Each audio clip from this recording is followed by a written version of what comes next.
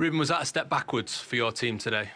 Of course, when we lose, when we don't win, is a step back. But it was really hard with the send-off. The goal was similar against Tottenham.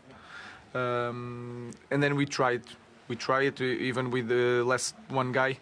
We tried to. I think we were near of something more than Wolves of scoring the second one, and then in the end we tried everything, and then a transition was 2-0. But for us, let's continue.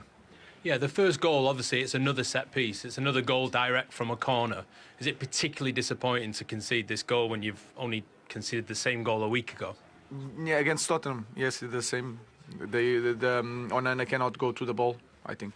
You think it's a foul? I think he cannot go to the ball. So he's trying to reach the ball, and some guys are not even looking to the ball. But I don't want to focus on that.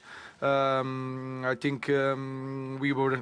The good thing is we were near the goal even with 10 men. That is a good thing. But we lost, and we continued our job.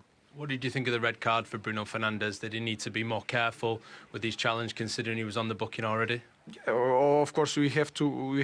It's so tough to win games in this league with 10 men, with the 11 men. With 10 men, it's more difficult. So we have to focus on that. And of course, he scored one direct from a corner. We'll have a look at that in a moment. But first of all, Manchester United were down to 10 men by that stage. 2 yellow cards for their captain, Bruno Fernandes.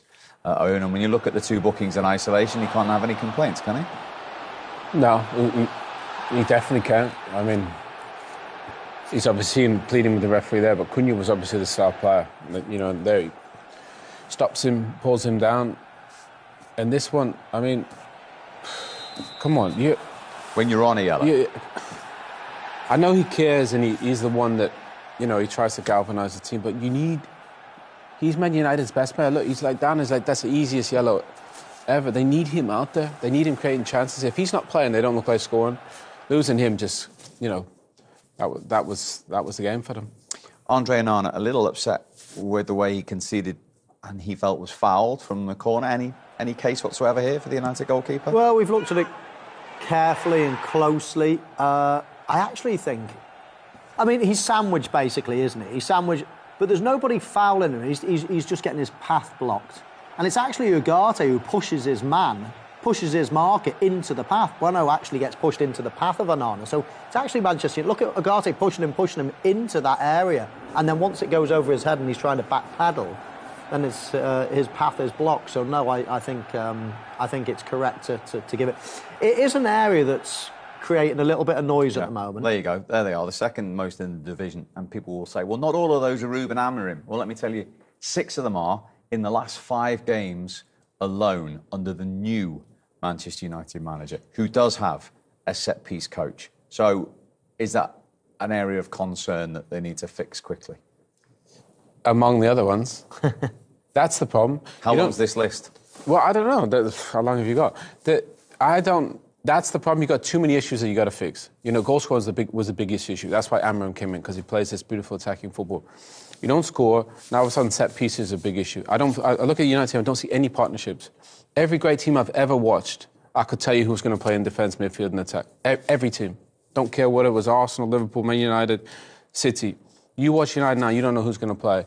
So I think in terms of having a bit of consistency, goal scoring was a thing. Now they're conceding goals from set pieces. Like there's a lot of issues. The star players, the 2 stars in a way, Marcus and Gaston, not barely even in the team anymore. So there's a lot of issues. I know it's going to be some short-term pain, like Ruben said before, to get to where they want to get.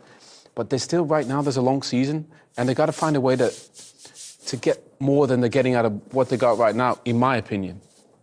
And of course, they were pressing the 10 men to try and find an equaliser, and then got caught. Yeah, I mean, this is understandable. Last sort of 5-10 minutes, you are pressing, and Garnacho loses the ball there, and it's what I mean. Martinez is stuck up the pitch. I mean, he shouldn't necessarily be so easy for them, but it is. But as you said, that's literally the last kick of the game. Martinez, as you see here, he's probably 5 yards out of position. It's just one long pass, and all of a sudden they're in. But I don't necessarily blame Manchester United for conceding that goal. I mean, it's the previous 98 minutes that there was the problem. You know, when you're chasing the game, that can happen. So it was, but there was, as Owen says, there's such a big list of things that are going wrong at the moment. And, you know, defensively they look okay, but they don't look